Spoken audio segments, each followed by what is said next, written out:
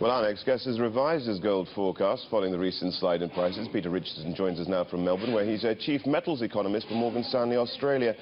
Peter, thanks for joining us. Well, you know, April the 12th is the key date here. We saw, as you put it, I think some of the key pillars of the gold bull market suffering fatigue here. Which were these key pillars, and why such a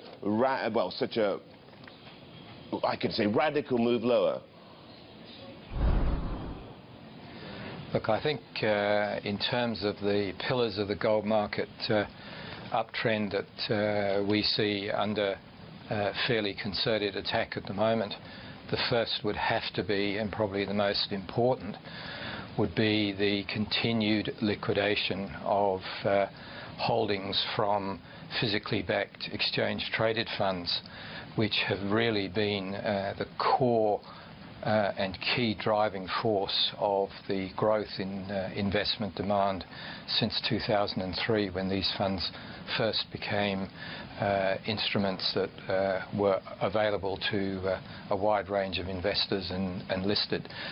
So this period of liquidation, which has really been sustained since the middle of February, has taken the physical holdings of exchange-traded funds down by almost 250 tonnes.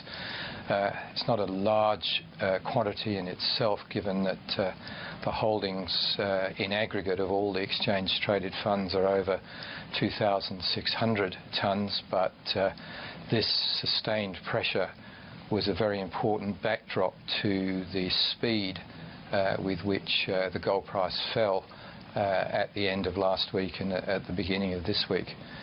We also think the second pillar.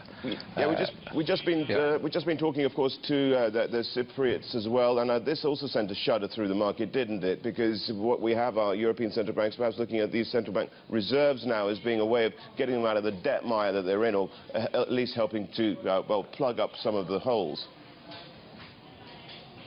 Yeah.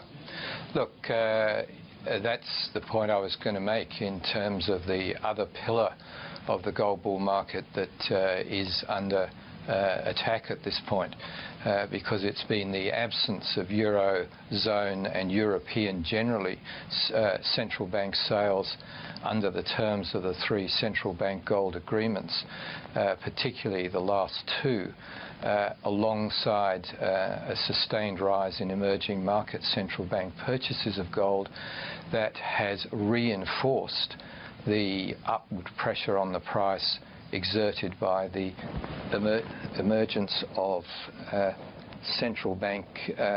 of exchange-traded funds and physically backed investment demand. So the scale of the Cyprus sale, if it does materialise, is not in itself significant, we think, but it is the possibility, as you say, Andy, that it could be extended to other distressed central banks or distressed economies in the Eurozone that is far more worrying. And we estimate that the combined total of 4 countries that could be in that category is over 3,200 tonnes. That is a far more meaningful amount, and I think perhaps explains why that risk is now being priced into the gold market at the moment. Peter, very, very quickly, so you've reduced your forecast. These last few days been a real game changer when it comes to the gold market? Yeah, look, I think from a technical point of view, you cannot argue other than we've seen a material and decisive breakdown in the uptrend of the gold price, and similarly also, I'd say, in the silver price.